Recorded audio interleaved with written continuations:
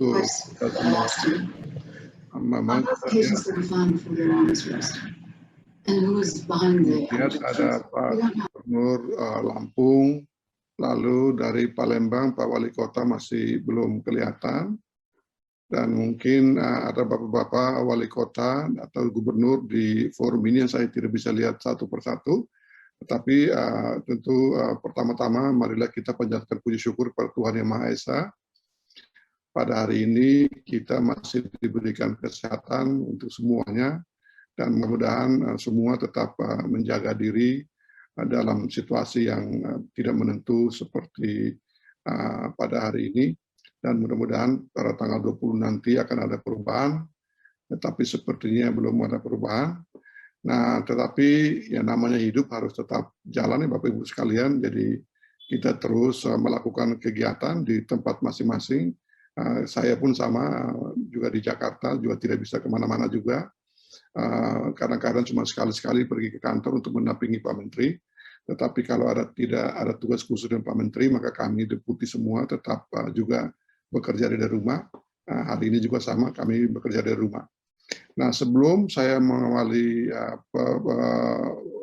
kesempatan ini untuk diberikan kepada beberapa orang yang dimintai masukan pada hari ini, saya ingin menyampaikan kepada Bapak Ibu sekalian dulu arahan Menteri pada rapat tanggal 25 Juni 2021.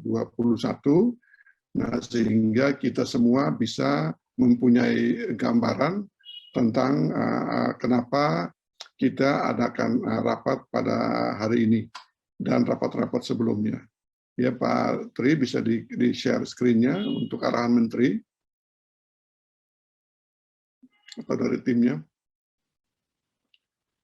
Nah, jadi Bapak Ibu sekalian, berikut saya sampaikan beberapa arahan Menteri pada rapat tanggal 25 Juni 2021 untuk percepatan pelaksanaan Perpres 35 di 12 kota, di mana sebagian sudah jalan, seperti Surabaya sudah beroperasi, Surakarta sedang dalam progres pembangunan, lalu DKI sedang dalam proses tender, Jawa Barat sedang dalam proses tender, lalu 2 kota lagi yaitu kota Tangerang sama kota Palembang sedang dalam penyelesaian perjanjian dengan mitra usaha yang telah dipilih.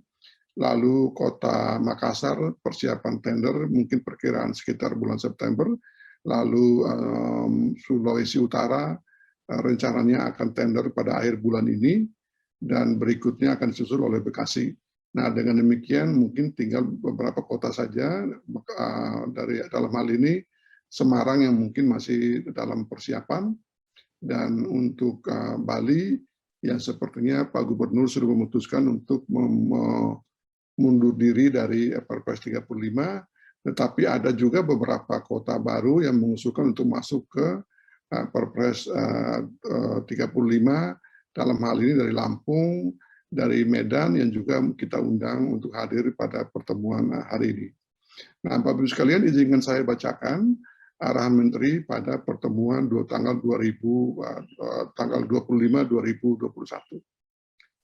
Ya, pertama untuk Kota Tangerang itu Pemkot Tangerang dan pemenang tender agar duduk bersama membahas permasalahan kembali. Lalu dalam 2 minggu, paling lambat tanggal 9 Juli, sekarang sudah lewat, diminta sudah ada laporan perkembangannya. Dan saya selaku deputi diminta agar memantau dan menyelesaikan secara terpadu. Nah, untuk Pemkot Tangerang ini, Pak Wali Kota sudah mengirimkan surat kepada Pak Menteri, suratnya belum turun ke saya, tetapi secara informal sudah mulai ada komunikasi dengan tim Pak Wali Kota di Kota Tangerang. Lalu untuk nomor 2, kota yang dapat menggunakan opsi teknologi RDF agar lebih cepat. Kota yang belum final dengan membangun WTE-nya, kota dengan timbulan sampah kurang dari 1.000 ton per hari, dan berlokasi dekat dengan PLTU dan pabrik semen.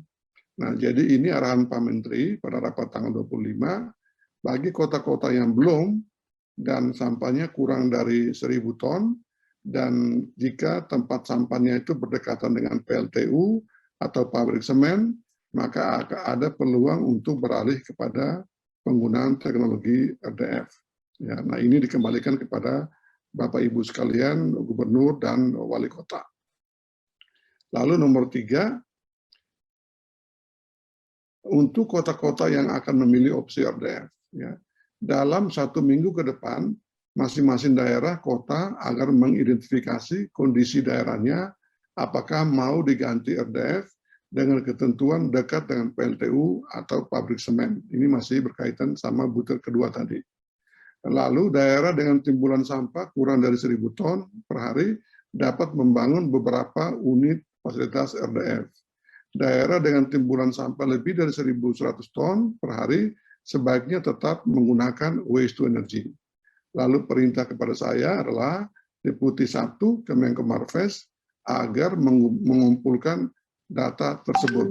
Nah, jadi pada hari ini termasuk saya ingin mengetahui Bapak Ibu sekalian, adakah yang ingin beralih kepada RDF dengan catatan khusus untuk kota-kota yang dekat dengan pabrik semen dan kota-kota yang dekat dengan PLTU, dan tentu mereka sudah paham RDF itu apa, biayanya berapa.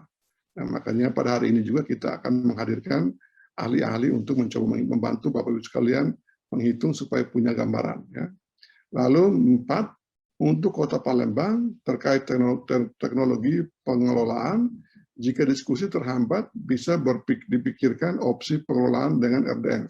Jadi sama juga arahan dari Pak Menteri, kalau memang masih ada peluang untuk Palembang beralih kepada RDF, bisa dibicarakan. Lalu Pak Menko juga di butir keduanya itu bersedia menerima kedatangan DPRD Palembang untuk membicarakan perjanjian kerjasama yang membutuhkan persetujuan DPRD. Nah, khusus untuk butir ini, sebelum Pak Wali Kota dan DPRD datang ke Jakarta, kami kira tolong baca dulu Permendagri tentang persetujuan DPRD untuk kerjasama, karena di dalam Permendagri yang mengatur mengenai kerjasama itu, ada pasal yang mengatakan bahwa kalau kepala daerah mengajukan ranperda kepada DPRD, dan dalam waktu 45 hari tidak disetujui oleh DPRD, maka dianggap sudah diterima. Nah, tolong dibaca baik-baik Permendagri itu, baik Permendagri 22 atau Permendagri 19 tentang tata cara kerjasama yang untuk daerah itu, sehingga bisa memahami pasal-pasal seperti itu, supaya pada waktu ketemu sama Pak Menteri, ya jangan sampai perintahnya cuma disuruh tolong dibaca Permendagri itu gitu ya. Nah, lalu nomor 5, untuk Provinsi Bali, Menko Marves menginstruksikan agar pekerjaan RDF di Denpasar dan Badung agar dimulai akhir 2021. Untuk anggarannya agar Pemprov Bali menggunakan realokasi anggaran terlebih dahulu. Tapi khusus untuk Bali ini, Pak Gubernur sudah membuat pernyataan bahwa akan mengundurkan diri dari Perpres 35 dan mengembalikan masalah penyelesaian sampah di hilirnya. Artinya langsung di hilirnya, masyarakat disuruh olah sendiri. Nah, kira-kira seperti apa, tapi itu sudah keputusan dari Pak Gubernur Bali. Ya, lalu nomor 6, opsi revisi Perpres, mengeluarkan kota yang akan menggunakan teknologi RDF. Perpres tidak dapat dibatalkan karena sudah ada satu kota Surabaya yang dibangun dan beroperasi berdasarkan Perpres tersebut. Nah, untuk yang nomor 6 ini memang pada rapat lalu, Pak Menteri karena melihat ada peluang teknologi RDF, maka ada urgensi untuk perlu perubahan Perpres kalau memang ada kota-kota yang nantinya setelah kita rapat hari ini akan memutuskan untuk pindah ke RDF. Nah, kalau misalnya ada dari 12 kota itu yang mau pindah ke RDF, maka tentu nanti kita akan buat revisi Perpres 35 untuk mengeluarkan kota-kota yang memutuskan untuk memilih teknologi RDF. Atau nanti memasukkan kota-kota yang mungkin memerlukan bergabung kepada 12 kota yang tadinya sudah ada di Perpres 35. Lalu untuk Dirjen PSLB 3, KLHK, agar menyampaikan presentasi mengenai RDF. Nah, makanya pada hari ini kita undang Dirjen PSLB, KLHK, agar untuk menyampaikan kira-kira bagi Bapak Ibu sekalian yang mungkin belum punya gambaran mengenai RDF, sedikit dikasih gambaran mengenai RDF, kira-kira RDF itu apa, lalu siapa membeli RDF itu, lalu kalau bisa sekalian biayanya berapa gitu ya. Dengan demikian, 12 kota ini kalau milih untuk beralih ke RDF, mereka sudah bisa punya gambaran. Lalu 8, agar Dirjen Pengelolaan Pembiayaan dan Risiko Kemenkeu bersama PT SMI membuat perhitungan CAPEX teknologi RDF. Nah, makanya pada hari ini kami undang dari Badan Fiskal, Kementerian Keuangan, dan juga PT SMI untuk membantu kita membuat perhitungan CAPEX-nya, karena pada rapat tanggal 25 itu juga Pak Menteri mengusulkan supaya Pemda-Pemda yang tidak punya uang agar mengajukan pinjaman kepada PT SMI. Nah, dengan demikian kami juga pada hari ini mengundang PT SMI untuk kira-kira juga mendapatkan gambaran mengenai berapa sih biaya CAPEX-nya untuk investasi di RDF ini. Lalu kalau biayanya sekian, kira-kira daerah itu kalau mau pinjam kira-kira seperti apa syarat-syaratnya. Ya. Nomor 9. Nah, Dirjen PSLB 3 dan Deputi 1 Kemenko Marves, yaitu saya, bersama BPPT mendiskusikan hal-hal berikut agar terlihat cost structure dari opsi teknologi RDF. Berapa maksimum sampah yang dapat diselesaikan oleh RDF? Berapa luas tanah dan biaya yang dibutuhkan? Hindari teknologi Eropa yang berbeda karakteristik sampahnya. Gunakan teknologi dari negara-negara yang sampahnya mirip dengan sampah di Indonesia. Dapat dibuat workshop tanggal 8 atau tanggal 9 Juli mengenai RDF ini dengan mengikutsertakan KPK, Kemenkeu, dan Bupati Cilacap.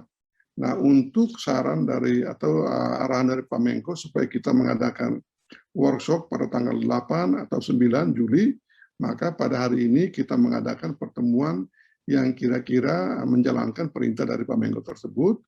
Nah, pada hari ini saya mengundang beberapa pihak yang belum saya undang, yaitu adalah dari Kemenkeu, dari Badan Fiskal, dan juga dari SMI, dan dari LHK.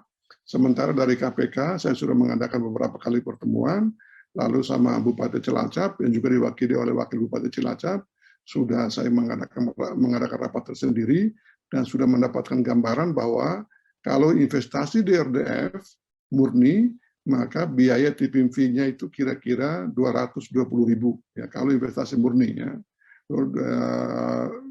Biayanya tipping fee-nya itu adalah 220.000. Nah, sementara Pak Wali Kota Tangerang pada rapat yang lalu juga dengan saya juga menyampaikan bahwa perhitungan beliau di Kota Tangerang itu kalau untuk RDF itu tipping fee-nya kira-kira 300.000. Nah, 300.000. Nah, seandainya nanti Pemda pun diminta untuk membuat pinjaman dengan PT SMI, nah mungkin nanti angka 300.000 sama angka 220.000 itu mungkin juga nanti akan bertambah. Jadi artinya yang 220.000 tadi mungkin nanti akan tambah dengan cicilan ke PT SMI-nya berapa. Dengan demikian angka tipping fee untuk 220.000 itu mungkin juga nanti akan bertambah, atau yang 300.000 yang disebutkan oleh Pak Wali Kota Tangerang pun nanti akan tambah. Nah, maka mudah-mudahan pada hari ini dari perhitungan dari Kementerian Keuangan, dari Badan Fiskal, sama juga ada ahli yang sudah saya undang untuk mencoba membantu kita membuat hitungan, bisa memberikan kita gambaran kira-kira tipping fee kalau Pemda investasi di RDF itu kira-kira berapa. Nah, dengan demikian 12 Pemda ini bisa mempunyai gambaran awal dulu saja, sehingga nanti kalau memutuskan untuk beralih ke RDF, sudah tahu, sudah punya gambaran berapa biayanya, dan catatan bahwa kalau Bapak Ibu sekalian beralih ke RDF, maka Bapak Ibu sekalian tidak berhak mendapatkan tipping fee yang diatur dalam Perpres 35. Nah, berarti katakanlah kalau biaya tipping fee-nya 300.000, ya Bapak Ibu sekalian harus membayar sendiri. Tidak ada dukungan dari pemerintah pusat. Karena Perpres 35 itu dia waste to energy, jadi harus satu paket. Wah, sampahnya diolah, tapi diolah menjadi energi. Tapi kalau kita hanya mengolah sampah menjadi RDF saja, berhenti ya sebagai produk antara saja, tanpa penyelesaiannya sebagai listrik, maka tidak mendapatkan tipping fee atau bantuan dari pemerintah pusat untuk tipping fee-nya. Nah, lalu untuk nomor 10, untuk menghadap Presiden, Menko Marves ingin memastikan bahwa teknologi RDF dalam mengatasi kedaruratan sampah kota dapat berjalan dengan baik sehingga laporan kepada Presiden sudah menggunakan angka-angka yang jelas. Jadi pada intinya adalah kalau seandainya nanti kita putuskan bahwa sebagian kota akan mundur dari Perpres 35, lalu nanti Pak Menko akan mengusulkan supaya menggunakan RDF dan juga mendorong Pemda untuk melakukan pinjaman, nah maka tentu Pak Menko harus melaporkan angka-angkanya berapa. Kenapa harus beralih ke RDF dibandingkan dengan opsi yang sudah ditawarkan di Perpres 35. Nah, dengan demikian pertemuan-pertemuan kita pada hari ini, saya mengharapkan sudah mendapatkan angkanya. Dengan demikian nanti saya dan kita bersama sudah tahu bahwa masukan kepada Pak Menko dan usulan kepada Pak Presiden jika melakukan perubahan Perpres 35, maka angka-angkanya nanti akan seperti yang kita sampaikan, para ahli menyampaikan nanti. Lalu 11, masih ada lagi. Nah 11, rakor selanjutnya akan diagendakan dalam 10 hari ke depan. Lalu tugasnya kepada saya, Deputi 1 Menko Marves mengidentifikasi kabupaten kota yang mana saja dari 12 kota dan dalam Perpres 35 yang akan memilih opsi RDF dan yang akan melanjutkan opsi waste to energy.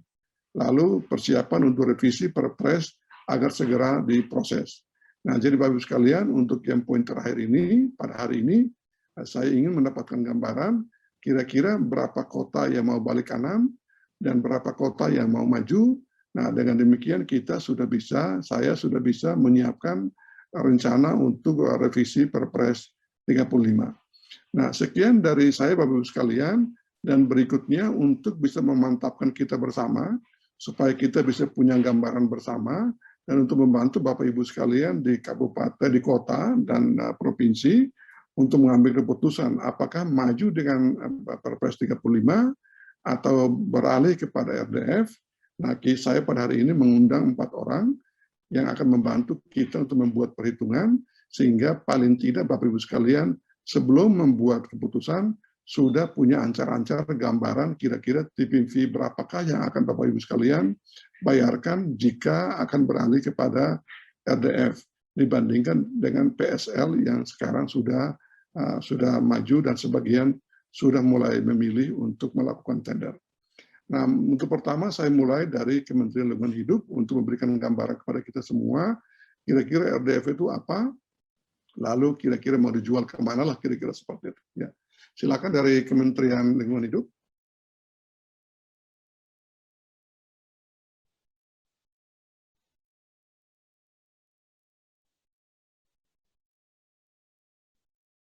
Ya, Pak Arif, silakan Pak Arif. Baik, terima kasih Pak Deputi. Pak Basilo, bismillahirrahmanirrahim. Assalamualaikum warahmatullahi wabarakatuh. Selamat pagi, salam sejahtera untuk kita semua. Yang kami hormati Pak Basilo, Pak Deputi, Pak Rida, Bapak Ibu dari Kementerian Lembaga, ada Bu dari SDM juga ya, kemudian dari PT SMI, kemudian ada PT PLN, kemudian ada Oligo dari PT SBI juga ada, kemudian ada Indonesia Power, ada Pak Wakil Bupati, kemudian ada Bapak Ibu dari pemerintah provinsi dan pemerintah kabupaten kota. Pertama-tama kami ucapkan mohon maaf dari Ibu Dirjen, karena Bu Dirjen sedang pendidikan, jadi kami diminta mewakili, Pak Direktur tidak bisa mewakili Bu Dirjen juga, jadi kami diminta untuk mewakili, tapi memang diminta untuk presentasi nih Pak Deputi, jadi saya coba nanti kita presentasikan, karena memang untuk RDF ini kita sudah bagi-bagi tugas, jadi kewenangannya di mana. Nanti coba kita mulai saja dari bahan presentasinya, Bu Kristi bisa ditampilkan ya Bu. Nah, jadi memang sebenarnya untuk judulnya ini nih, kita coba aja, jadi kita rangkum saja semua ya. Jadi memang penggunaan teknologi ini ada di bagian tugasnya kewenangan di BPPT, tapi nanti kita coba kita belajar dari yang selama ini sudah kita lakukan di Cilacap saja, kita angkat untuk sebagai bahan dasar pembelajaran. Kemudian kita lanjutkan. Nah ini jadi pengolahan sampah dan pemanfaatan energi terbarukan, memang ada permasalahan sampah nasional yang sudah kita hadapi saat ini. Timbulan sampah semakin meningkat, kemudian juga kurangnya pemanfaatan energi terbarukan.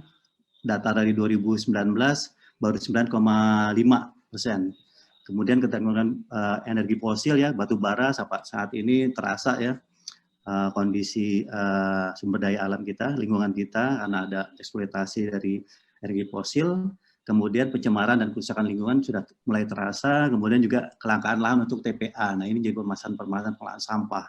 Kemudian pemanfaatan sampah menjadi sumber energi, jadi listrik ini menjadi solusi nih, jadi untuk industri semen, kemudian pembangkit listrik. Kemudian kita alihkan ke bagaimana kita intervensi teknologi ramah lingkungan. Jadi ada ya secara biologis, biodrying ya, ada RDF nanti di sini. Kemudian ada proses thermal yang PRPS 35 yang sedang Pak Basilo sebagai lead-nya nih sekarang sedang gencar-gencarnya nih dengan pemerintah kabupaten kota yang masuk dalam PRPS 35. Kemudian ada gasifikasi kemarin di Surabaya sudah jalan nih. Insya mudah-mudahan yang lain bisa jadi sebagai pemicu juga untuk kabupaten kota yang lain. Kemudian pyrolysis, kemudian pas menjadi aspal, kemudian juga waste to fuel ya, jadi bahan bakar. Nah, agar tercapainya, nah Indonesia Bersih 2025 nih, karena tinggal berapa tahun lagi nih target 35. Halo? Jadi pengurangan 30% dan pengurangan 70% di tahun 2025.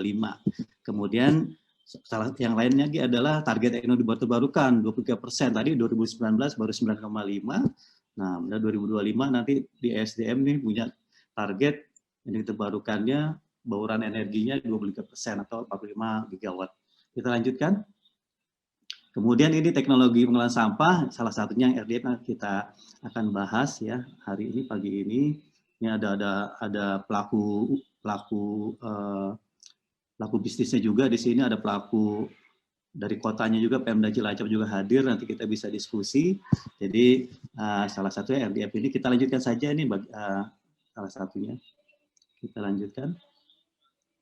Nah ini RDF apa sih? Mungkin ada beberapa Bapak Ibu yang masih baru bergabung ya, karena sebenarnya sudah banyak yang sudah bergabung.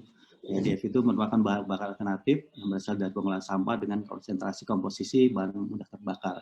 Kemudian pemanfaatannya untuk apa? Dapat digunakan dalam menunjang bahan bakar dalam mesin semen atau pembakaran di boiler bahan batu bara. Misalnya PLTU atau industri yang menggunakan boiler yang lainnya. Misalnya di smelting yang sekarang sedang ramai-ramainya di mana misalnya di Sulawesi Tenggara. Kemudian bahan bakunya, karakteristik sampah, bahan baku RDF terdiri dari bahan yang mudah terbakar, seperti kertas, kayu, plastik, dapat menghasilkan nilai kalori yang tinggi. Poin pentingnya, kualitas dari RDF sebagai bahan bakar akan dipengaruhi oleh karakteristik sumber sampah sebagai bahan baku. Karena memang kita karakteristiknya memang organik ya, banyak 53 sampai 55% itu organik, jadi memang agak basah. Kemudian sistem pengumpulan sampah, apakah ada bisa campur atau terpilah, serta pengolahan yang dilakukan, screening, sorting, greening, and drying. Nah, memang yang jadi perlu tempat ini di drying nanti kita bahas di belakang. Kita lanjutkan. Nah ini informasi RDF di Indonesia, Bapak Ibu ya. Jadi memang kita sudah bagi-bagi tugas. Jadi memang untuk yang skala 20 tahun ke atas atau skala kota, jadi pembangunan fisik itu di Kementerian PUPR. Kemudian didukung oleh sebenarnya dengan BPPT juga nih saya kurang agak BPPT tambah ini karena memang nanti teknologinya, karena yang kita belajar dari Cilacap, RDF Cilacap, jadi komponen dalam negerinya diperbanyak. Jadi dengan BPPT, tapi memang ada komponen seperti pisau untuk pencacah itu tetap harus impor, ada 2-3 komponen itu yang harus impor juga, masih belum kita bisa dapatkan di dalam negeri. Jadi ini untuk yang 20 tahun ke atas skala kota ini pembagian tugasnya nanti komponen PUPR yang akan mendukung fisik, kemudian didukung SDM untuk yang kerjasama dengan boiler PLTU, kemudian dukungan dari Kementerian Perindustrian untuk yang kilang semen dan industri lainnya, kemudian bisa juga dengan pemerintah provinsi dan kabupaten kota untuk kesediaan lahan dan kesiapan izin-izin, kemudian dengan PT PLN ya, dengan PLTU dan industri semen terutama dengan yang sudah jalan dengan Semen Indonesia ya. Kemudian lahan dan biaya operasional itu menurut kabupaten kota dapat bekerja sama dengan badan usaha. Kemudian untuk ini KLHK nih dapat tugas yang skala RDF-nya kurang dari 20 ton. Jadi kita memang anggaran di KLHK kan memang sedikit Pak ya. Jadi kalau misalnya kita bangun yang skalanya seperti di Cilacap itu anggaran kita biar pengelolaan sampah langsung habis tuh untuk bangun, malah kurang. Jadi kita dibagi tugas untuk bagaimana yang 20 ton ke bawah, misalnya 5-10 ton skala komunal. Jadi ya, kita kerjasama dengan TOS, tempat olah sampah dari sumber ya. Kemudian fisiknya kita KLHK didukung SDM juga untuk yang PLTU juga dengan perindustrian untuk semen dengan industri, terutama seperti yang kemarin kita lakukan untuk di Cilacap ya, kerjasama dengan bantuan luar negeri, kemudian fisiknya psikolognya dengan PUPR. Jadi kita sudah semua turun rembuk itu sampai provinsi, kabupaten, kotanya juga ikut turun ya untuk bagaimana merealisasikan pionir untuk RDF di Indonesia. Kemudian industri semen, dan kalau yang di komunal ini kita melibatkan masyarakat. Jadi ada plasma nanti kita buat, karena memang skopnya lebih kecil, nanti di masyarakat kita akan buat lebih banyak lagi di masyarakat. Ini lahan dan operasional dari Ibu Kota dapat kerjasama dengan Bandar Usaha dan bisa juga dengan masyarakat. Kita lanjutkan. Nah ini yang sudah akan di PUPR ya, akan lakukan ini sumbernya dari PUPR. Kita kan tanggal 17 Februari 2021 kemarin mengadakan webinar nasional, webinar. Jadi memang di sini disampaikan oleh PUPR yang sudah akan siap dibangun untuk RDF. Jadi ada beberapa. Jadi untuk Kabupaten Tuban ini kapasitas sampahnya 20 ton dengan PT Semen Indonesia. Kemudian ini statusnya perencanaan yang mudah-mudahan memang sudah akan berjalan sepertinya ini. Kemudian Kota Cirebon juga dari kapasitas 280 ton dengan PT Indosemen juga, Indosemen ini RDF-nya hasil 80 ton. Kemudian Kabupaten Bogor 200 ton kapasitas dengan PT Indonesia SBI juga ya, Indosemen SBI ini RDF-nya 54. Kemudian Banda Aceh dengan PT SBI. Kemudian di Kota Bandung di Cabe, nah, memang Kota Bandung selain masuk Perpres 35 juga di sini sudah didukung juga oleh Kementerian PUPR untuk ada dua di Cicukang dan di Cabe. Tapi memang kapasitasnya ini kalau RDF 30 misalnya cuma 60 sampai 70 ton per hari ya, sampahnya. Kemudian kalau yang 18 yang di Cicukang itu 18, 20, 40 ton per hari. Jadi memang tidak banyak nih. Kemudian dilihat dari nilai investasinya ini memang cukup mahal ya. Kalau misalnya hanya 120 ton itu hampir sama Cilacap nih di Tuban, biasanya 110 miliar. Kemudian yang di Cirebon 208 miliar estimasinya. Kemudian di Bogor 157, Banda Aceh 82.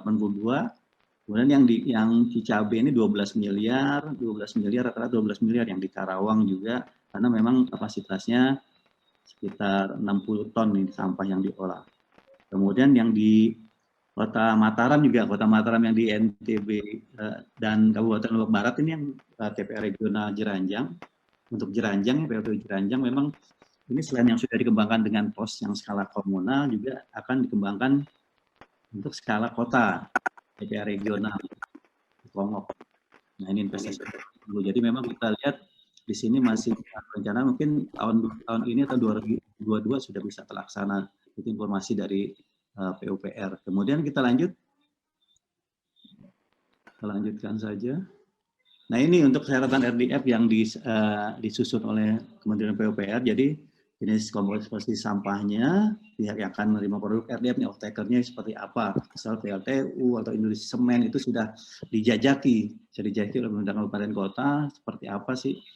Nah ini sudah di awal, sudah dijajaki pemetaan di wilayahnya, kemudian jenis atau komposisi sampahnya apa yang sudah dengan pemanfaatan hasil RDF, pabrik semen, campuran sampahnya seperti apa, PLTU, karena kalau di industri semen lebih banyak ini non-organiknya. Nah terbalik dengan PLTU, kalau PLTU 5%-nya non-organik, yang 95%-nya organik, jadi ada perbedaan seperti itu, jadi sampahnya ini, komposisinya. Kalau di pabrik semen itu lebih banyak, ya, industri semen, di SBI, di Cilacap lebih banyak yang non-organik ya, hampir 80%. Tapi kalau yang di PLTU, 5%-nya non-organik, 90%-nya organik. Kemudian untuk persediaan sampahnya, nah, jumlah sampah yang layak untuk diolah secara RDF-nya juga sudah ada FS-nya. Di sini sudah harus ada disiapkan FS-nya bagaimana kabupaten kota menyiapkan.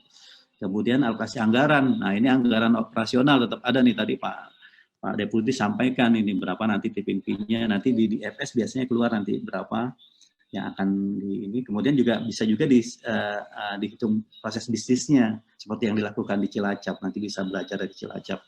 Kemudian kelembagaannya seperti apa, bagaimana nanti apa pengelolanya, siapa yang mengelola, kemudian juga nanti lokasi di TPA sesuai dengan RT/RW yang sudah disiapkan. Ini yang skala kota, Bapak Ibu. Kita lanjutkan. Nah, ini tentang pengelolaan sampah menjadi RDF nih. Nah, teknologi memang nih bukan hal yang baru, tapi kita sudah mulai mencoba ya. Jadi nanti komponen dalam negerinya, teknologinya juga sudah mulai dikembangkan. Jadi nanti mudah-mudahan bisa menekan biaya investasi nanti kalau sudah bisa ada teknologi yang sudah bisa komponen dalam negerinya lebih banyak. Kemudian juga off-takernya nih, saat ini baru dimensikan off-takernya potensi ODM dari klaim semen dan semen, kemudian juga PLTU juga sedang terus mengembangkan uji coba ya, sudah ada 3 atau 4 yang sudah uji coba dari 52 lokasi PLTU yang akan menjadi bisa menampung dari biomasa dan RDF dari pengolahan sampah. Deteksi potensi off-takernya di luar, jadi juga deteksi juga nanti dari kabupaten kota. Selain yang PLTU dan industri semen ini, karena tadi ada smelter kan sekarang sudah pakai boiler juga, kemudian industri ya dari tekstil kan, jadi yang menggunakan boiler ini bisa memanfaatkan RDF ini juga nanti bisa dipetakan oleh masing-masing kabupaten kota di wilayahnya. Kemudian dari sisi off-taker akan menentukan kualitas RDF yang dihasilkan nanti ada. Sebenarnya sudah ada kalau di PLTU sudah ada SDM sudah membuat SNI ya, standar ya untuk RDF jumbutan ya istilahnya.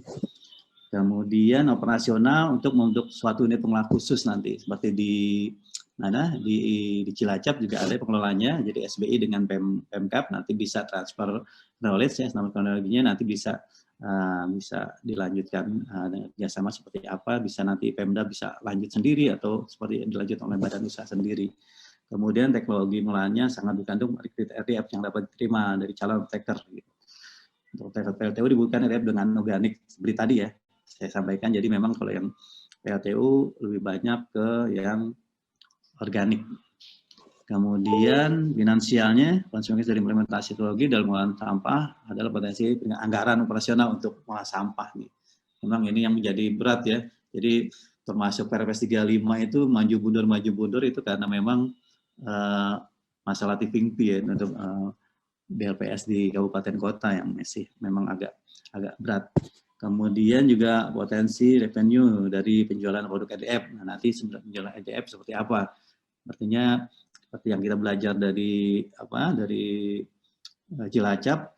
Jadi hasil RDF kemudian digunakan oleh Semen Indonesia, PT SBI akhirnya ada surplus ya sekitar 22.000 per ton. Nah, ini bisa masuk ke kas Pemda. Nah, ini jadi nanti bisa ada perhitungan. Jadi seperti di Cilacap pengalaman kita kemarin biaya operasional OPEX-nya jadi dihitung semua sampai sewa-sewa, kemudian PUPR dan KNHK bantu mana biaya yang bisa ditekan. Misalnya kemarin welder masih sewa 2. Jadi kemarin kita PUPR 1, KNHK 1 bantu, jadi mengurangi biaya operasionalnya. Jadi gitu seperti itu. Jadi memang ini masih kita terus kembangkan bagaimana bisa Kabupaten Cilacap ini bisa terus berkelanjutan ya untuk operasional RDF ini. Kemudian dari kebijakan, sisi kebijakan ini memang saat ini kemarin sudah ditentukan, jadi masing-masing di Kementerian SDM untuk yang PLTU, kemudian untuk industri dengan perindustrian. Kita juga sudah siapkan tadi, tapi memang di masing-masing kementerian yang menjadi pengampu. Jadi untuk PLTU sepertinya SDM dengan PUPR sudah sepakat ya dengan MOU-nya, tinggal yang industri semen ini memang dengan perindustrian nih, karena memang yang menangani RDF di perindustrian ini pindah, jadi sekarang ada penggantinya yang masih harus lebih intens lagi dengan PUPR. Kita lanjutkan.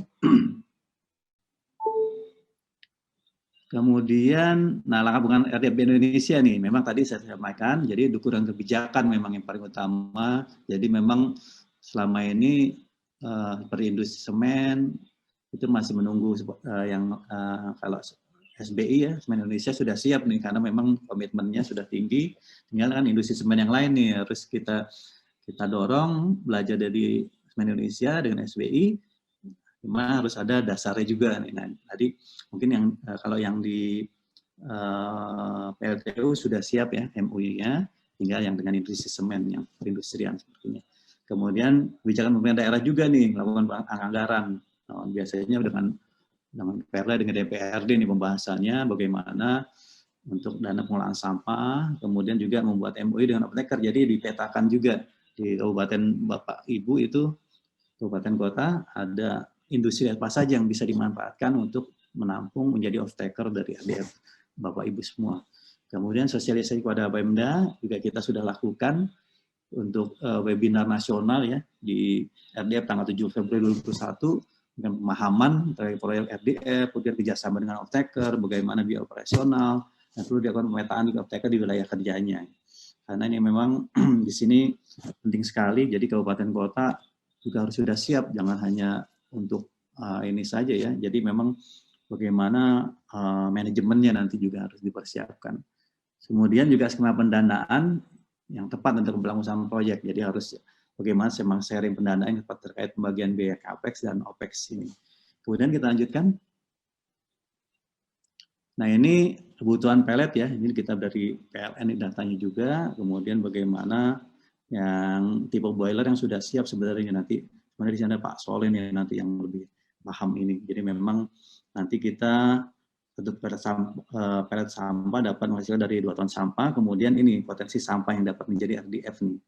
Jadi kurang lebih 16,798 ribu ton per hari ya, ini kurang lebih 8,4% dari sampah di Indonesia ini bisa ditampung oleh dari segi RDF PLTU.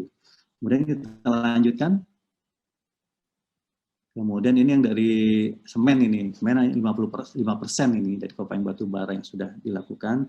Jadi ini bisa volume RDF-nya bisa 1 juta malah per tahun, kemudian per harinya 4.309 ton untuk RDF yang bisa dimanfaatkan di industri semen dari 34 industri semen yang memang harus kita tetap optimalkan nanti. Kemudian lanjut.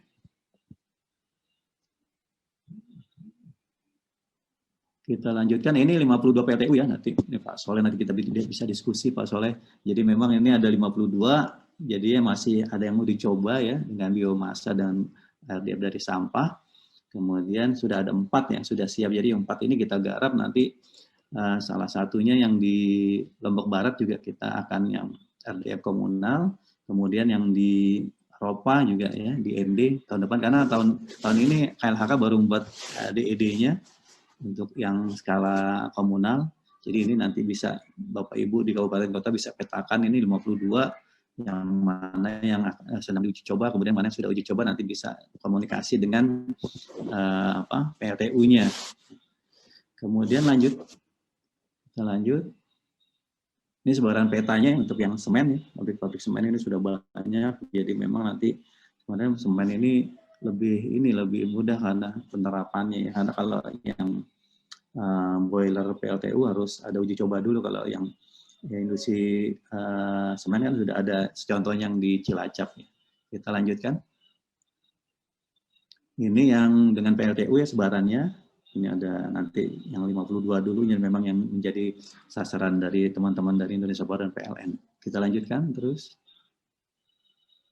Ini yang untuk yang sebaran pabrik semennya ya tadi sama. Kita lanjutkan saja. Lanjut. Nanti kita lebih banyak sebelumnya Pak, sebelumnya Mbak. Nah ini yang sudah komunikasi dengan KLHK ini. Jadi memang setelah ada sosialisasi tanggal 17 Februari 2021 lalu, jadi kita minta kabupaten kota berkomunikasi juga dengan off-taker yang ada di wilayah kabupatennya, kabupaten kotanya. Ini sudah melakukan, mereka ini kabupaten kota yang sudah komunikasi juga mereka dengan KLHK, kemudian juga dengan off-takernya. Jadi ada Kabupaten Jepara, kemudian Kota Ambon, kemudian Kota Kupang ya. Nanti juga ini malah Kabupaten ND malah sudah lebih maju, sudah ada MOU-nya dengan PLTU dengan PLN. Kemudian Kabupaten Sukabumi juga ada di sana ada PLTU, ada plan SOG, tapi memang harus dilihat juga nanti boiler untuk PLTU-nya sudah sesuai atau belum, yang sudah bisa memanfaatkan FDF. Kemudian Kota Padang juga ada plan semen, ada PLTU juga. Kota Medan malah kemarin presentasi sudah ada garap perusahaan yang memang mandiri mereka. Jadi Pak Deputi, jadi kemarin digagas oleh Bu Nani ya dengan Pak Rofi, itu ada presentasi dari perusahaan yang akan menggarap sampah di Kota Medan. Nanti kita bisa pantau saja mereka, tapi mandiri, mereka tidak akan saya tawarkan kita bantuan untuk off-taker pun, mereka sudah siap sepertinya. Jadi memang ini yang kita harapkan, jadi memang perusahaan yang memang seperti misinya Pak Deputi, Pak Basilo, memang bagaimana memang yang apa, perusahaan yang bonafit ya Pak ya.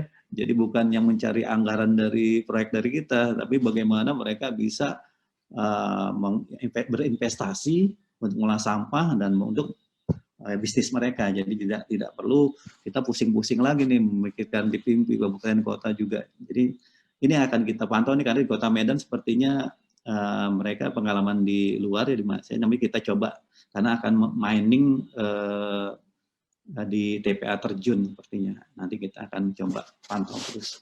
Kemudian dari Kabupaten Bengkayang juga sudah ada 2 PLTU ya. Kemudian Kapolri Antara Laut ada PLTU, kemudian ada beberapa. Lombok Barat nih di Jenajah harusnya sudah akan berjalan, karena memang nanti selain yang skala kota yang dibangun oleh PLTU di TPA regional Kongok, KLHK juga akan membuat yang RDF skala komunal, jadi nanti ada sinergi ya. Kemudian Kabupaten ND juga sudah malah maju, ini sudah oke, 3.000 ton ya. Malah sudah targetnya setahun ini. Kemudian Kota Banda Aceh, industri semen, kemudian sudah ada PFS-nya. Memang ini ada lokasi-lokasi, memang ada perubahan lokasi nanti, karena memang di sana ada yang lokasi yang darurat ya, sudah ada tsunami, jadi sudah ada PFS-nya, tapi memang harus dirubah. Kemudian juga ada Provinsi Sumatera Selatan ya, gubernurnya sangat semangat sekali. Jadi kita memang arahnya kan nanti ke industri semen, ada di Batu Raja nanti Kabupaten Ogan Komering Ulu. Kita lanjutkan. Nah ini yang di Cilacap, kita coba belajar dari Cilacap. Ini dari Pak Wakil Bupati juga ada di sini, dari teman-teman DLH Kabupaten Cilacap, dari PT SBI juga ada sebagai operatornya. Kita lanjutkan. Nanti kita coba. Nah ini di Cilacap, ini investasinya 84 miliar, Bapak Ibu, di TPA Tritilor. Kemudian bangunan fisiknya dari Kementerian PR, sipil work 27 miliar. Kemudian peralatan dari pemerintah Denmark, kerjasama kita ya, karena memang ini waktu itu dengan Denmark 44M kita dibantu hibah. Kemudian pemerintah provinsi Jawa Tengah 10 miliar, kemudian lahan Pemkab Cilacap 3 miliar, karena di sini membutuhkan lahan untuk kapasitas maksimal ya, kapasitas maksimal itu 20 ton per hari, itu 3 hektar untuk keseluruhan RDF. Kemudian luas terbangunnya itu di RDF-nya di Cilacap ini 1,5 hektar.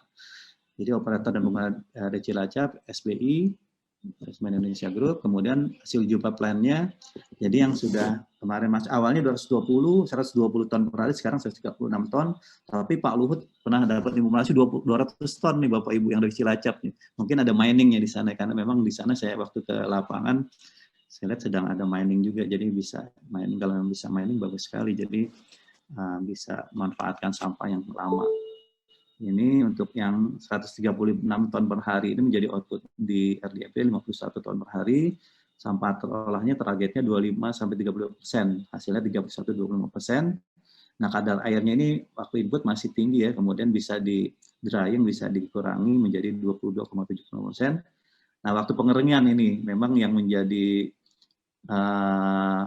masalah ini kan untuk yang RDF, terutama yang kota besar ya, dan metropolitan yang sampahnya 500 ton ke atas, ini memang masalah drying di tempat nih, tapi memang sudah ada teknologi, tapi memang harus ini lagi perubahannya untuk yang untuk drying ini, karena yang di Cilacap juga harus membutuhkan hari itu untuk yang inputnya, target itu 21 hari, tapi bisa dilaksanakan sekitar 19 sampai 20 hari, jadi tetap harus ada drying ini nih memang yang jadi harus memakan tempat ya untuk yang RDF.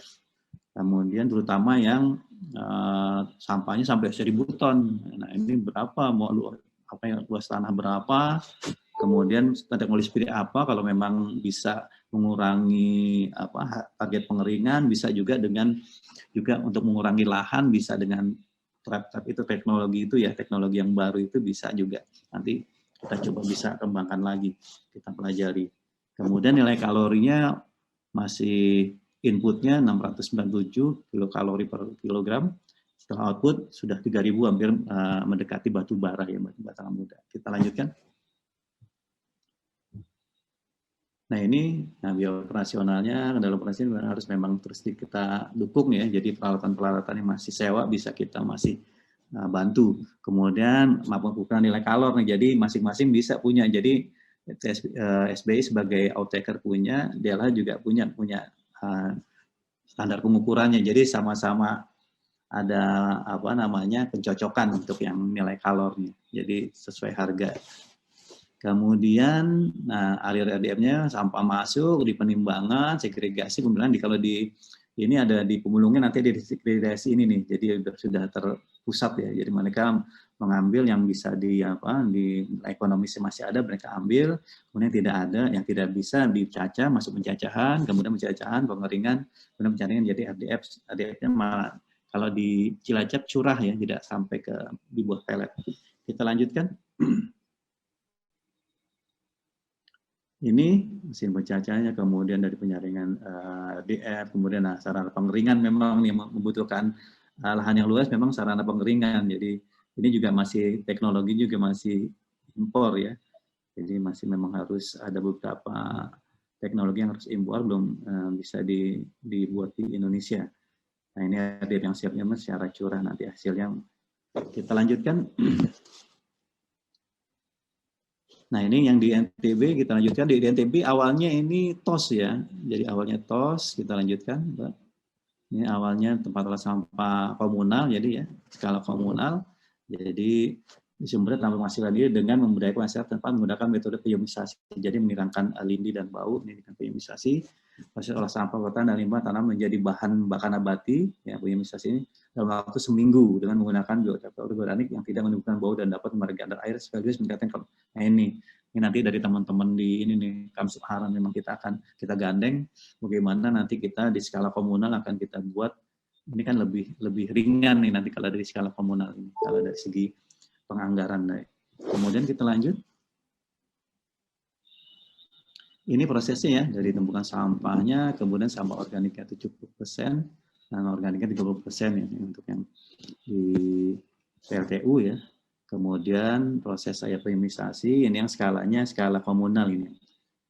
Kita sampai ke pelet, kita ada mesin pelet juga. Nanti kemudian ada implementasi dan masuk ke bisa juga ke kompor pelet untuk energi masyarakat, terutama Indonesia Timur ya. Menjadi kemandirian energi untuk yang listrik, kemudian untuk juga kompor, briket, kemudian nanti yang besarnya masuk ke PLTU. Kita lanjutkan. Nah ini untuk yang co-firingnya PLTU-nya, kita ini batu bara 90%, jadi yang dari TOS kemarin yang sudah diuji coba 1% sampai 5%. Nah untuk di Jeranjang nanti bisa ditambah ini persentase sampai 10% kalau tidak salah ya. Jadi tonasenya juga ditambah, jadi memang nanti sudah skala kota. Nanti skala kota dan skala komunal akan terus ditambah untuk kapasitas maksimal yang bisa diterima oleh PLTU. Kita lanjutkan. Nah, TOS energi kerakyatan ini, jadi ini lebih banyak ke bagaimana kita menggerakkan masyarakat ini dari segi memang KLHK memang bagaimana mengurangi sampah dari sumber ya, amanat Undang-Undang 18, kemudian juga bagaimana untuk melistriki daerah 3T ya, tertinggal, terluar ya, juga bisa dihasilkan oleh rakyat setempat, terutama untuk memasak dan kebutuhan sehari-hari. Terus juga merupakan opsi penanggulangan sampah kotoran secara gotong royong di sumbernya. Ini memang menjadi lebih ringan jadi buat Pemda juga kalau sudah di masyarakat ikut terlibat. Kemudian waktu konstruksi TOS 3 bulan ya untuk skala ini. Ya DED-nya juga sudah kita siapkan mulai dari 1 ton, 5 ton sampai 10 ton, 20 ton. Kemudian 10.000 unit TOS, ini memang jadi harus lebih banyak jadi plasma-plasma ini yang harus kita bangun. Dilanjutkan saja. Terus Nah ini poimisasi hasilnya bahan bakar nabati ya, batu bara nabati dalam bentuk kayak briket, pelet atau serbuk, kemudian gas juga sebagai dari spesifik bahan bakar nabati.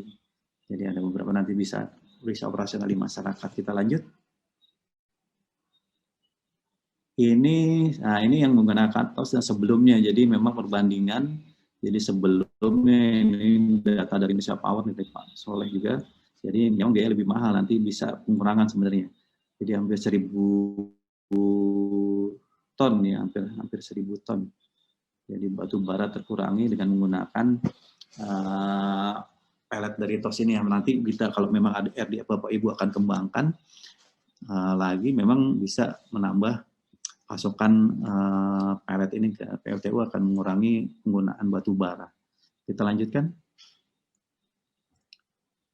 Nah, ini jenis TOS, ini yang RDF skala komunal oleh komunitas, kemudian mengurangi bau sampah, dan ini mengurangi volume sampah juga, briketisasi oleh pengusaha, atau nanti bisa juga dengan kooperasi dengan pengusaha nanti secara di kecamatan. Skalanya lebih briketisasi lebih advance ya. Jadi nanti ada organisasi yang lebih atau lembaga yang lebih solid.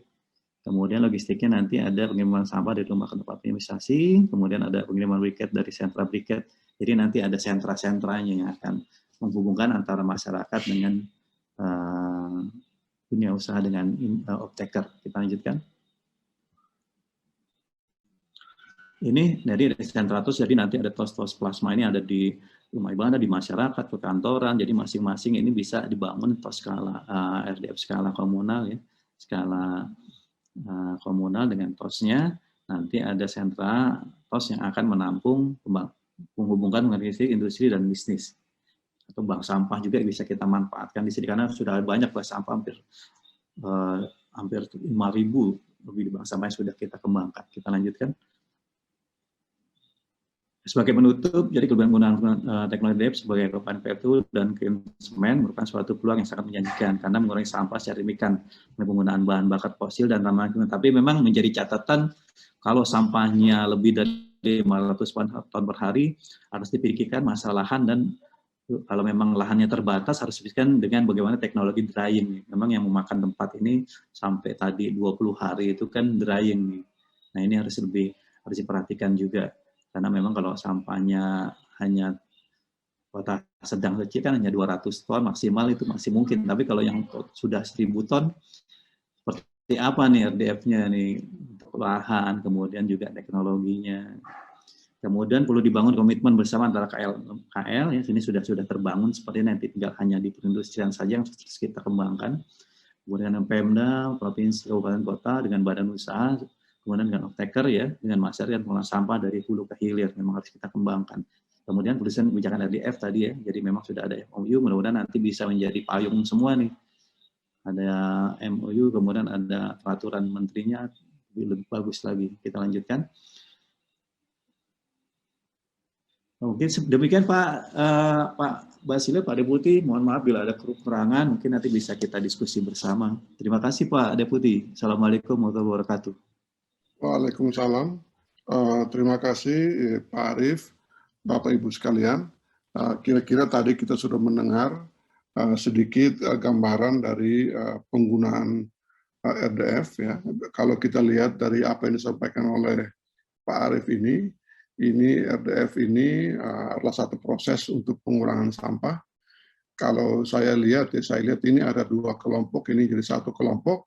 Pokoknya sampahnya nggak usah diolah-olah, langsung dibakar aja lah begitu. Lalu kalau satu kelompok lagi, sampahnya dimain-mainin dulu lah, dibikin kotak kecil, dibikin bulat-bulat gitu. Airnya bakar-bakar juga gitu. Nah kira-kira seperti itu. Lalu cari partner, kira-kira begitu ya. Cari pembelinya siapa gitu. Nah jadi mungkin bagi kota-kota kecil yang sampahnya sedikit, yang mau bermain dengan sampahnya silakan aja lah. Gitu. Tapi kalau kota-kota yang sudah 1.000 ton ke atas, mau main-main dengan sampahnya ya akan bertimbun juga. Karena tadi kalau kita lihat dari paparannya Pak Arief tadi, yang contoh dari Cilacap tadi, sampah yang dihabiskan juga hanya kira-kira berkisar 35%-an gitu ya yang dihabiskan. Berarti yang 65% itu kira-kira kemana gitu ya ditaruhnya itu ya. Nah lalu kalau kita lihat dari paparan kota-kota yang tadi kerjasama dengan PLTU, itu saya lihat PLTU itu terimanya misalnya di Python itu wood pellet, di Jeranjang SRF, lalu Ketapang cangkang sawit, lalu Indramayu wood pellet, lalu Tenayan cangkang sawit, wood pellet yang di Rembang, Sunggau itu cangkang sawit, wood chip ini ada cangkang sawit lagi, RDF eceng gondok, lalu sawdust, lalu wood pellet, wood chip, sawdust lagi. Nah ini yang sampah itu yang mana ya? Yang PLTU terima gitu ya. Kali ini judulnya adalah kayu-kayu semua, ada kayu, ada lain-lain gitu, kecuali sampah kita gitu. Nah ini mungkin perlu diklarifikasi oleh kawan-kawan yang mendorong sampah-sampah ini. Kalau dilihat dari PLTU ini tidak ada yang punya sampah ini kira-kira gitu ya. Nah, baik Bapak-Ibu sekalian, kita sudah lumayan ini, udah hampir 2,5 jam ya. Apakah dari tujuan utama saya mengadakan rapat pada hari ini sebenarnya itu untuk mendapatkan angka ya, mendapatkan angka pembiayaannya kira-kira berapa. Jadi pada hari ini kira-kira saya sudah mendapatkan angka yang umum bahwa ternyata pembiayaan untuk RDF, pembiayaan untuk PSEL juga ya hampir beda-beda tipis banget gitu. Nah sementara informasi yang disampaikan kepada Pak Menteri itu adalah investasi di RDF itu sangat murah gitu, sangat murah, lalu prosesnya lebih cepat gitu. Nah padahal saya lihat dari contohnya Cilacap itu, sebagaimana dikatakan oleh Pak Agunan tadi, makan waktu 7 tahun, dan saya juga ingat betul 7 tahun itu karena saya dulu waktu masih di Kemendagri, termasuk juga mengurus proses hibah dari proyek ini waktu masih Holcim ya pada waktu itu gitu. Nah dengan demikian kalau misalnya informasi disampaikan kepada Pak Menko bahwa proses Cilacap itu cepat ya kayaknya nggak gitu-gitu juga lah ya, lama juga gitu. Nah, lalu kalau misalnya ya tadi Pak Gunung juga sampaikan kalau kita misalnya mau memperpendek, tetapi kan sama-sama kita ini kan birokrasi semua kan, jadi pada umumnya kita yang ada di forum ini birokrasi, kita kan tahu bagaimana proses untuk mendapatkan anggaran kan begitu ya, baik di level kabupaten, level provinsi sampai ke pusat. Lalu kalau kita bisa memikirkan harus dapat satu bantuan dari PUPR, harus dapat satu bantuan dari LHK, harus dapat bantuan dari mana lagi, semakin banyak menteri, semakin banyak lama lagi prosesnya, kan tidak sama prioritas mereka kan begitu. Nah dengan demikian mungkin informasi yang mengatakan bahwa proses RDF itu lebih cepat daripada teknologi lain, saya kira sih ya debatable lah ya, kira-kira seperti itu. Baik, Bapak-Ibu sekalian, saya lihat ada beberapa pertanyaan yang tadi disampaikan di chat, tapi sebelumnya Pak Lili mau nanya. Sesama ahli nih Pak Lili nih. Sama biskota gitu.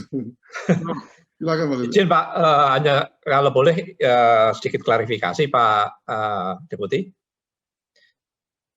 Ya silakan Pak Lili. Ya, tadi disampaikan oleh Pak Deputi mengenai biaya yang di Cilacap itu 220 seperti disampaikan kemarin. Kemudian Pak Agunan menyampaikan biayanya sekitar 500, terus kemudian terakhir tadi Bu Sisilia ya dari itu menyampaikan bersama dengan antara Desa Cilacap dengan yang PTSL. Nah ini saya ingin klarifikasi pertama yang dengan Pak Agunan bahwa disebutkan bahwa concern kita ini untuk mengelola RDF ini hanya karena mendapatkan energi alternatif yaitu alternatif fuel gitu. Betul bahwa memang ada bagian benefitnya ke sana, tetapi dari awal sebenarnya keberadaan Holcim waktu itu karena di Cilacap ikut membantu menyelesaikan sampah di kota Cilacap. Dan tadi kalau disebutkan memang sampah keseluruhan di Kabupaten Cilacap memang belum teratasi, tapi kalau di kotanya sendiri mungkin nanti Pak Wakil bisa menambahkan sudah bisa teratasi di kotanya Pak ya, karena luas kota Cilacap itu. Nah kemudian juga dari sisi kapasitas dari perhitungan-perhitungan yang awal termasuk biaya tadi dari Pak Agunan dan juga dari Bu Sila tadi mengambil data data yang terkini, di mana data itu untuk bulan depan sudah berubah karena kita memasukkan biaya investasi-investasi yang SBI lakukan di tempat RDF itu dan dibebankan ke biaya operasional pembayarannya.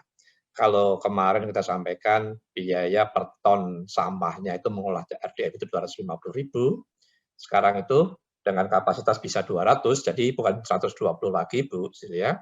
Kita bisa 200, walaupun sekarang paling tinggi sekitar 140 watt, tetapi ada rencana juga untuk menambah dari ke kecamatan dan terdekat. Jadi biayanya itu sekarang 129.000, mungkin nanti Bu perlu hitung lagi ya.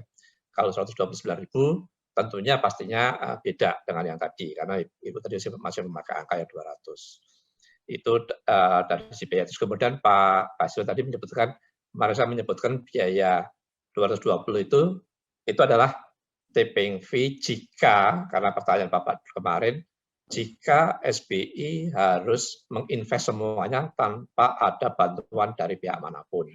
Nah, kita sampaikan kalau kita menginvest, kebetulan kita juga sebagai off-taker, tentunya kita mengintegrasikan semua biaya yang timbul, baik pemakaian di pabriknya, pengangkutan, dan sebagainya.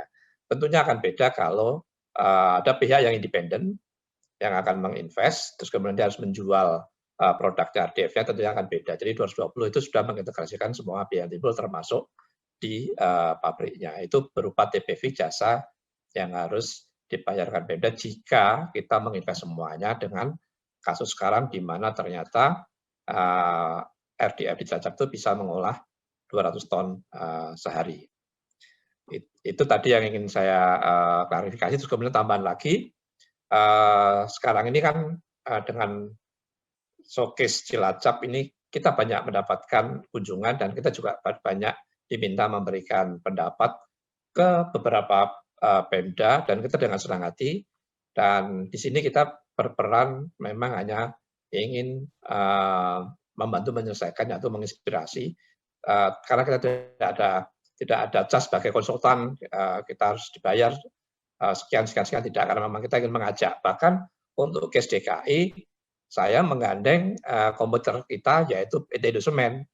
Anda ini sebagai pabrik semen, ya, Anda punya kapasitas untuk menyerap RDF, sehingga mari, kalaupun nanti DKI jadi membangun 1.000 ton RDF sehari untuk sampahnya, 1.000 ton sehari sampahnya, dan kebetulan kita juga dimintai pendapat terus oleh DKI, dan ditunjuk sebagai pendamping oleh suratnya, kita tentunya nanti akan mengajak off-taker lain, diantaranya yang paling besar adalah Indosemen. Jadi kita memang mengajak, termasuk juga kita mencoba mengajak IP, jadi Indonesia Power.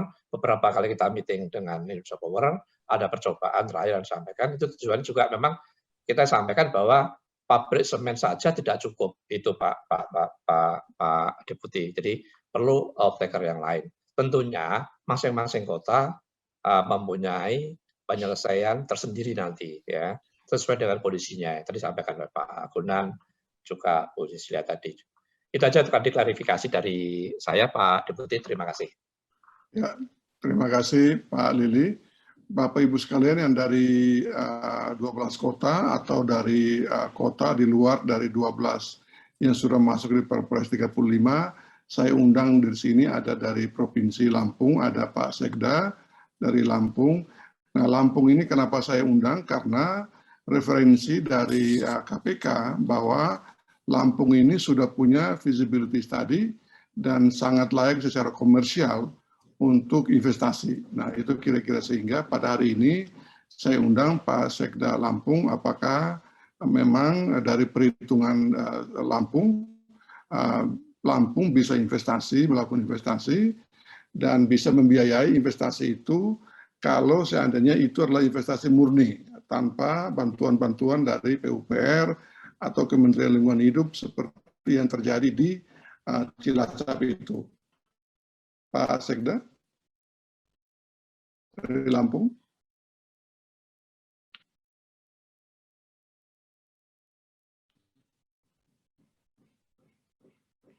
Baik. Kalau dari Lampung nggak ada, mungkin dari kota-kota lain, apakah ada yang sudah memutuskan akan masuk ke RDF begitulah? Apakah ada gitu? Sehingga saya bisa sudah buat daftarnya siapa-siapa dari 12 kota ini akan pindah ke RDF dan siapa yang akan tetap di PSL Perpres 35.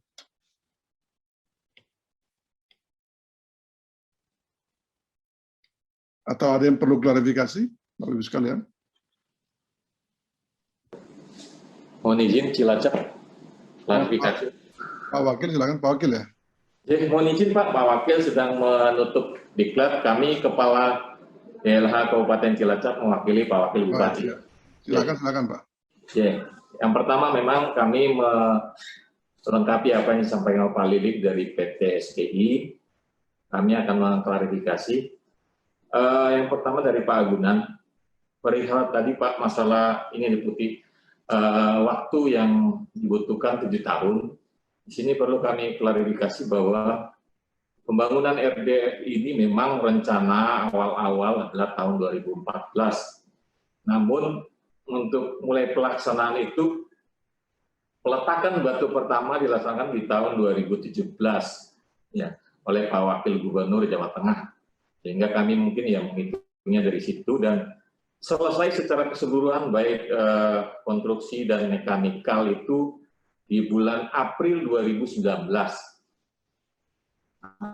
Yang lama kenapa diresmikan oleh Pak Menko Marves Pak Luhut itu di bulan Juli tahun 2020 karena proses hibah dari dari bulan April 2019 ke bulan Juli 2020 itu proses hibahnya yang memang cukup lama karena memang di atas 10 miliar itu harus sampai kepada Presiden melalui KLHK, kemudian melalui Kementerian Keuangan. Sehingga itu yang prosesnya. Sebenarnya sudah siap dari tahun 2019. Sehingga mungkin perlu ini lagi bahwa proses itu memang tidak terlalu lama. Itu yang pertama. Kemudian yang kedua, dari Bu Cynthia tadi, ini yang perlu diketahui kita semua bahwa, ya mohon maaf Pak Lilik, bahwa tadi sampaikan bahwa RDF itu diproduksi oleh PT SPI. Nah, ini yang perlu diklarifikasi bahwa yang benar adalah dalam proses kerjasama, RDF di Cilacap itu diproduksi oleh Pemkab Cilacap.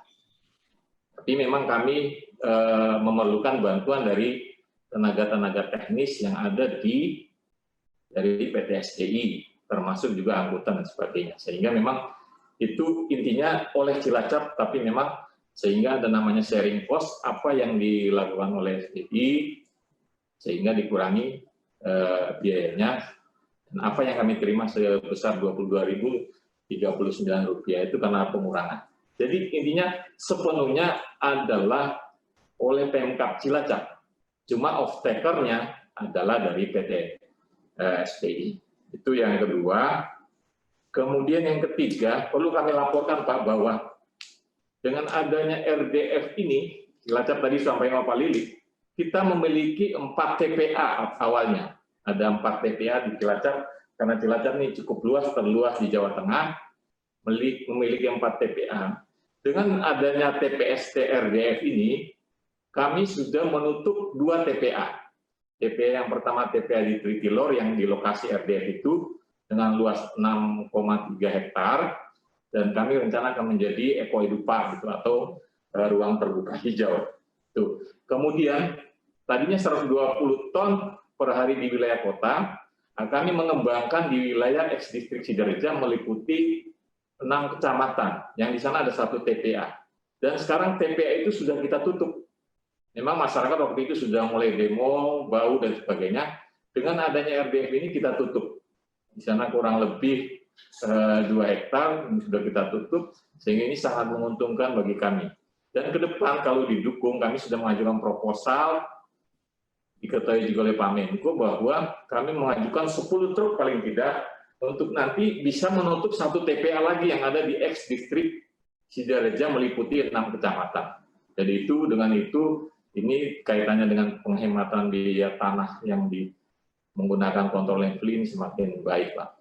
Itu mungkin klarifikasi kami, Pak. Terima kasih Pak Deputi. Ya, terima kasih Pak Kadis dari Bapak Ibu sekalian bisa belajar dari bisnis model yang sudah dikembangkan oleh Cilacap ya. Cilacap, nah kebetulan di situ ada banyak pihak yang terlibat. Nah dengan demikian kalau kita hitung misalnya investasi murni, memang Bapak Ibu sekalian bisa menghitung sendiri ya. Kebetulan yang model bisnis yang ada di Cilacap itu adalah mendapatkan dukungan pembiayaan dari beberapa pihak ya. Tapi sebagai satu model bisnis bisa dijadikan referensi untuk belajar karena kota Cilacap sebagai kota pertama yang mengembangkan RDF ini. Baik Bapak sekalian, apakah ada tambahan? Mbak Piti ada beberapa pertanyaan tadi di grup. Iya Bapak, mohon izin. Beberapa pertanyaannya sudah langsung dijawab oleh narasumber. Ini ada pertanyaan baru untuk Bapak Deputi atau Pak Agunan. Apakah sudah ada kajian perbandingan beban anggaran yang harus ditanggung pemerintah, APBN dalam hal ini PLN dan APBD, antara pembelian listrik diesel versus pembelian RDF sebagai co-firing? Manakah yang lebih ringan dari Pak Supriyatno, DLH Kota Tangerang? Silakan Pak. Oke, baik. Mungkin saya kasih ke Pak Agunan ya, Pak Agunan. Baik Pak, secara singkat saya jawab saja, belum Pak. Silakan Pak Supriyatno untuk melakukan kajian itu ya, supaya lebih matang ya. Nah, kemudian saya juga menyampaikan banyak hal kajian yang perlu dilakukan. Yang tadi saya mendorong, bandingkan kalau sampah tidak diolah dengan kalau dibiarkan menumpuk. Itu saja dulu yang pertama gitu loh. Nanti baru masuk pada kajian-kajian lain.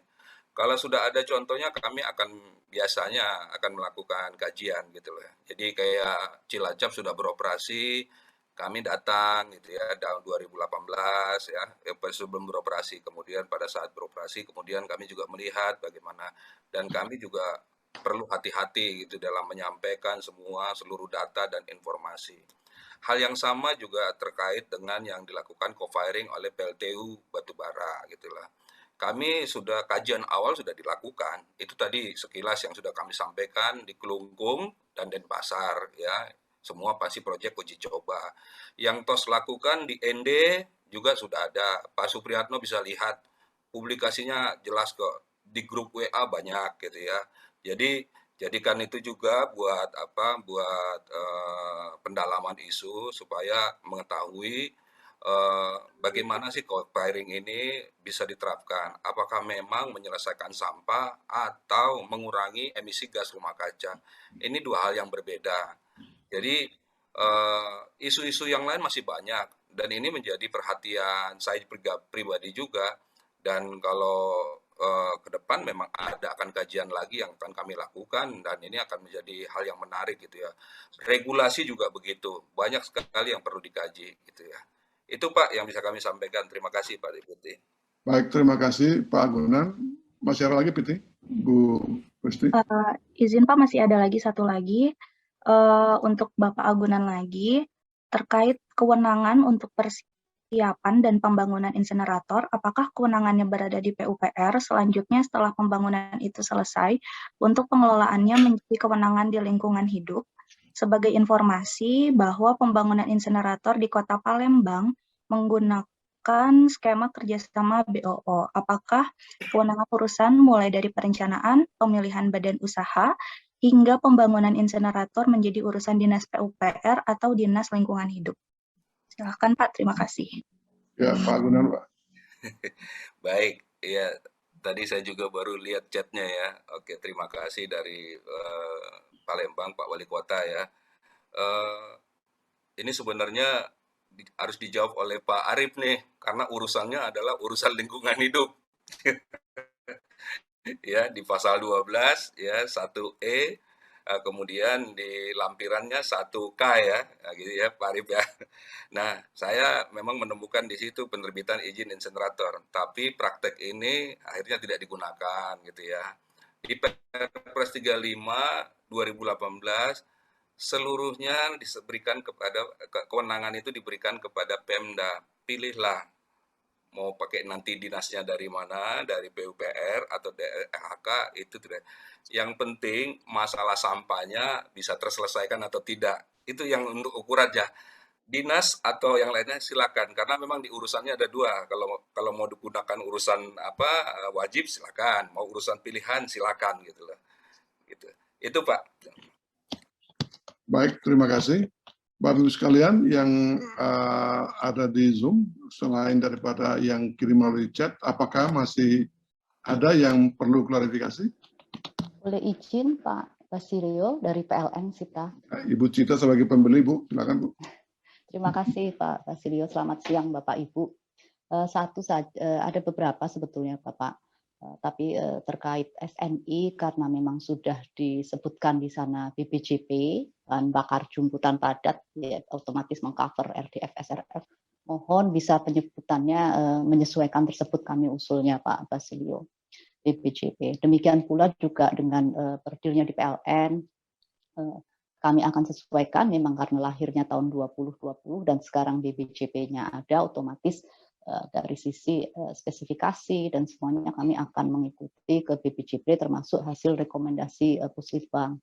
Tadi yang sudah disampaikan Ibu Yuntia ya, nah tadi kan memang PLN itu memanfaatkan pelet sampah itu adalah mendukung bagaimana bisa mendukung programnya pemerintah daerah yang memang wajibannya pengelolaan sampah di pemerintah daerah sehingga bagaimana kita bisa turut mengurangi.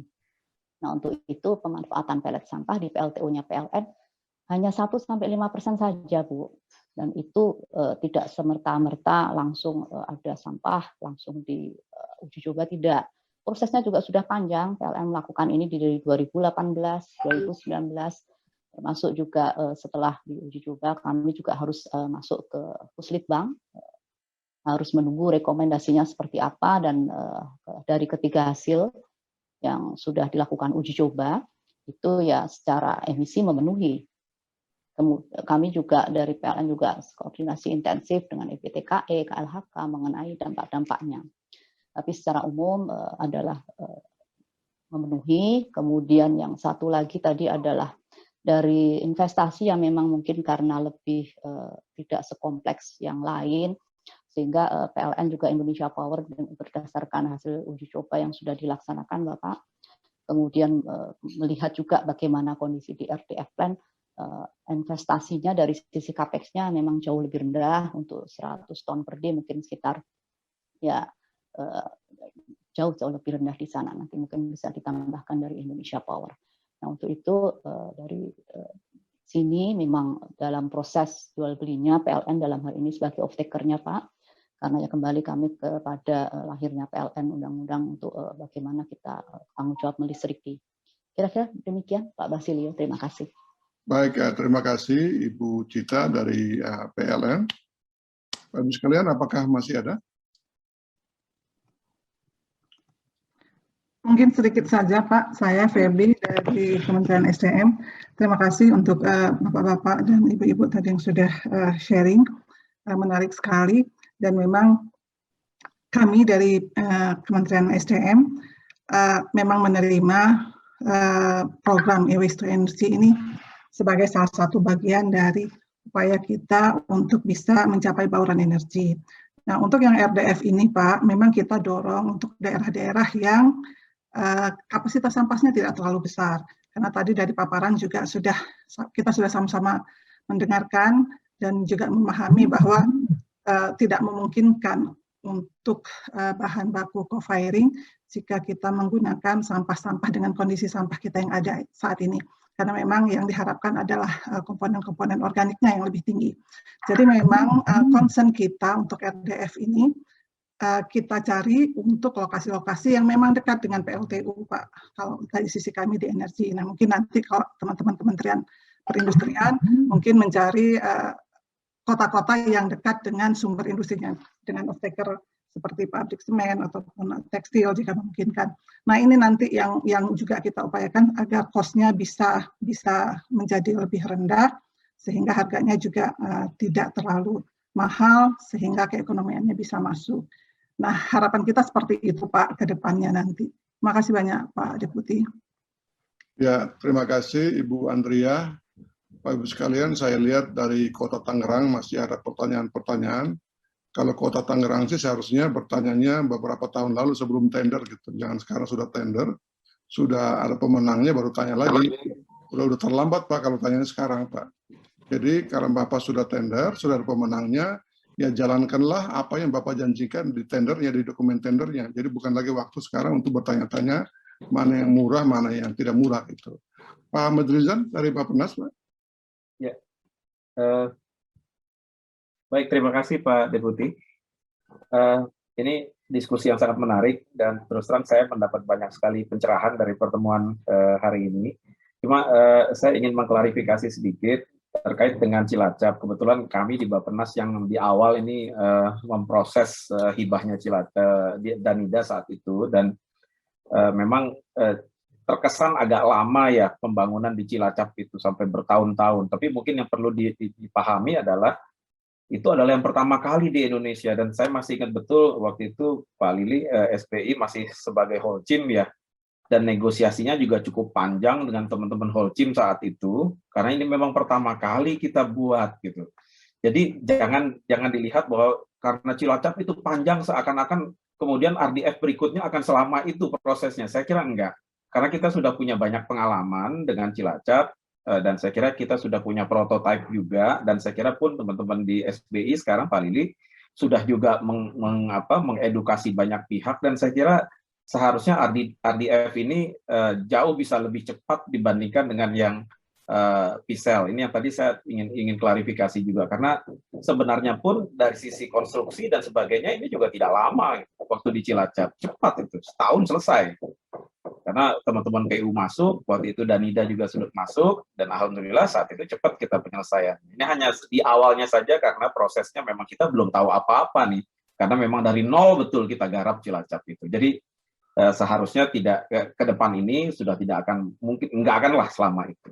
Nah, kemudian yang kedua, saya juga ingin menggarisbawahi dengan RDF ini sebenarnya kita juga bukannya hanya sekedar untuk mencari energi, bukan. Kita juga bertujuan untuk membantu proses penyelesaian persoalan sampah, karena itu adalah yang tujuan utamanya. Dampak dan ikutannya iya betul, ada hasil pelet dan sebagainya yang mungkin nanti ada off takernya dan sebagainya. Tapi tujuan utamanya tetap kita harus bisa selesaikan kan Pak Deputi ya, untuk mengurangi persoalan sampah yang ada. Dan tapi saya garis bawahi tadi pernyataan bahwa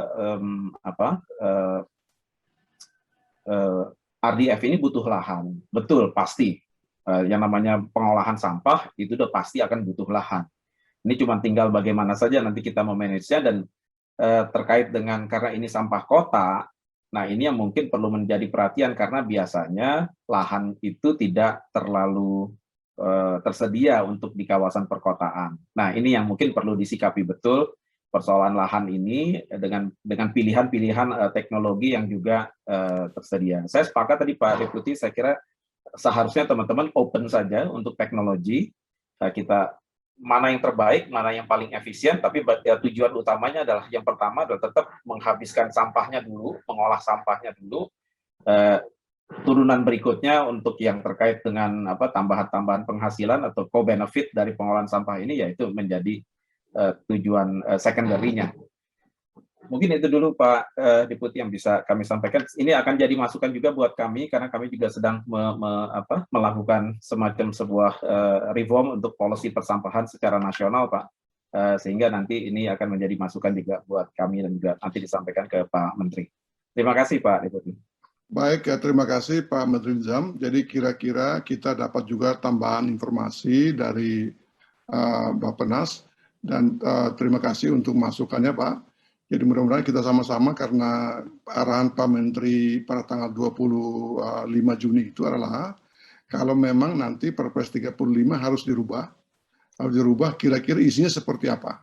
Ya. Seperti apa. Kalau misalnya nanti kita akan arahkan ke RDF, kira-kira apakah nanti RDF pun akan mendapatkan fasilitas-fasilitas seperti yang ada di Perpres 35. Nah itu kira-kira Pak. Dengan demikian nanti kita setelah rapat ini saya kira sudah rapat terakhir, karena saya sudah beberapa kali rapat seperti ini, khusus misalnya pertama saya rasa rapat tersendiri dengan Cilacap, saya rapat sendiri dengan Indonesia Power sama beberapa kali putaran. Nah ini hari ini putaran saya yang terakhir. Nah lalu saya sudah mendapatkan semua informasi yang ingin saya dapatkan. Nah dengan demikian mungkin pertemuan berikutnya sudah hanya antara kita di pusat, ya, kita di pusat untuk memberikan masukan kepada Pak Menteri dan juga kepada Pak Presiden. Kalau seandainya nanti harus kita rubah Perpres 35, kira-kira isinya seperti apa? Atau apakah nanti kita akan mengusulkan satu Perpres tersendiri untuk RDF misalnya seperti itu. Nah, kira-kira kalau seperti itu, isinya kira-kira seperti apa? Dengan gambaran-gambaran angka yang sudah kita miliki bersama, kisaran antara 220 sampai 500 sampai 600 tadi, kira-kira seperti itu ya. Nah, jadi masukannya saya kira sudah kita punya semua lah. Gambar umumnya, lalu kira-kira off-taker-nya siapa, kita sudah punya gambaran ini. Off-taker-nya untuk sementara baru 2 dari semen, lalu sama PLN. Kalau PLN kita lihat untuk sementara kalau kita ikuti peraturan direktur PLN-nya masih ada pembatasan, tetapi tadi kata Ibu Cita nanti akan dilakukan penyesuaian. Nah kalau misalnya lakukan penyesuaian berarti akan semakin terbuka, open ya kan gitu ya. Syaratnya semakin berkurang, nah dengan demikian akan memudahkan kita juga nanti kalau memang mengarahkan PLN sebagai salah satu pembeli utama. Lalu sebagai informasi untuk kita semua, seperti saya sampaikan di awal tadi, saya pun sudah memberikan arahan kepada 12 kota itu bahwa untuk tender-tender yang akan dilakukan, ya seperti saya sudah katakan tadi, jangan menutup teknologinya, kita buka saja. Dan contoh pertama yang tender seperti ini yang menggunakan hanya syarat saja itu sudah dilakukan oleh Jawa Barat. Jadi Jawa Barat tidak menetapkan teknologinya apa, dia open teknologi, terserah si barang usahanya mau membawa teknologi apa. Nah Jawa Barat itu hanya membuat parameter saja. Jadi parameternya misalnya contoh, kami mencari mitra yang bisa mengurangi sampah kami sampai katakanlah seberapa 85%. Lalu dengan tingkat emisi sekian, lalu ada cara-cara teknis lainnya, misalnya harus punya pengalaman teknis, pengalaman finansial, dan lain-lain. Nah, jadi arahan saya kepada Pemda adalah, kalau kita sudah buat syarat seperti ini, syarat-syarat ini nanti akan kita transfer di dalam perjanjian. Katakanlah misalnya, kita akan di dalam perjanjian kita masukin pasal, misalnya, kalau Anda tidak menyelesaikan sampah 85% atau kita kasihlah misalnya gap sedikit lah, katakanlah mungkin antara 75 atau 80 sampai 85 katakan seperti itu, maka ya Anda akan terancam, kita tidak akan membayar tipping fee-nya. Nah ini kira-kira seperti itu arahan yang sudah saya sampaikan kepada beberapa kota yang sudah persiapan untuk tender. Dalam hari ini Sulawesi Utara yang pada akhir bulan ini sudah mau tender, lalu Makassar kira-kira September akan tender, Bekasi mudah-mudahan bisa tahun ini juga, dan mungkin masih ada 1-2 kota lagi, dalam hal ini Semarang sama DKI mungkin tinggal penyelesaian. Sekian Bapak Ibu sekalian, saya kira sudah cukup kita mendapatkan masukan-masukan yang sangat berharga, ya, dan keterlibatan dari KL-KL pun sudah cukup kuat di sini, mulai dari SDM. Dari SDM tadi sudah kelihatan sekali gambarannya kira-kira arahnya kemana ya, arahnya kemana. Lalu dari Bappenas tadi sudah kelihatan juga kira-kira kemana, lalu Kementerian Keuangan, lalu juga dukungan dari PT SMI, bagi daerah yang mungkin mau investasi murni, ya silakan ada fasilitas pinjaman juga. Nah dengan demikian setelah pertemuan pada hari ini, nah mudah-mudahan Bapak Ibu sekalian sudah bisa menentukan sikap, apakah tetap ingin menggunakan teknologi atau bukan, tetap ingin bertahan di Perpres 35 dengan mendapatkan fasilitas yang ada, termasuk tipping fee dari pemerintah pusat, atau ingin memilih beralih kepada RDF, yang dalam hal ini nanti tentu kami akan bikin lagi, apakah akan bikin satu perubahan di Perpres 35 untuk memberikan kekhususan atau perhatian khusus kepada RDF, atau mungkin membuat satu Perpres sendiri, tentu itu nanti akan tergantung kepada masukan KL-KL semua, kepada menteri masing-masing dalam rapat tingkat presiden, yang mungkin nanti akan diadakan oleh Sekretariat Kabinet. Di dalam hal mana Ibu Deputi sudah menunggu-nunggu dari minggu lalu untuk mengadakan rapat mengenai ini, tapi saya menyampaikan kepada Ibu Deputi bahwa saya belum mendapatkan informasi yang lengkap. Kalau sekarang Ibu mengadakan rapat untuk perubahan Perpres 35, saya yakin menteri saya nanti saya belum bisa memfeeding menteri dengan satu informasi yang lengkap. Tapi pada hari ini saya kira saya sudah mendapatkan masukan semua, dan mudah-mudahan informasi yang sama ini Bapak Ibu sekalian dari kementerian bisa membawa bersama untuk nanti di-feeding ke menterinya masing-masing pada rapat terbatas yang akan diadakan oleh Presiden untuk membahas kemungkinan apakah perlu dirubah Perpres 35 atau perlu diadakan satu perpres tersendiri khusus mengatur tentang RDF. Sekian dari saya Bapak sekalian, terima kasih banyak untuk para narasumber, Pak Arief, Pak Agunan, Ibu Cynthia, Pak Guzi dari SMI, dan Bapak Ibu sekalian yang saya lihat jumlahnya lumayan besar pada hari ini, lebih dari 130, dari awal tadi sampai hampir 148, ini menunjukkan bahwa kita semua mempunyai komitmen yang sangat kuat untuk menyelesaikan sampah di kota masing-masing. Sekian dari saya, sampai kita ketemu pada pertemuan berikutnya. Wassalamualaikum warahmatullahi wabarakatuh. Waalaikumsalam.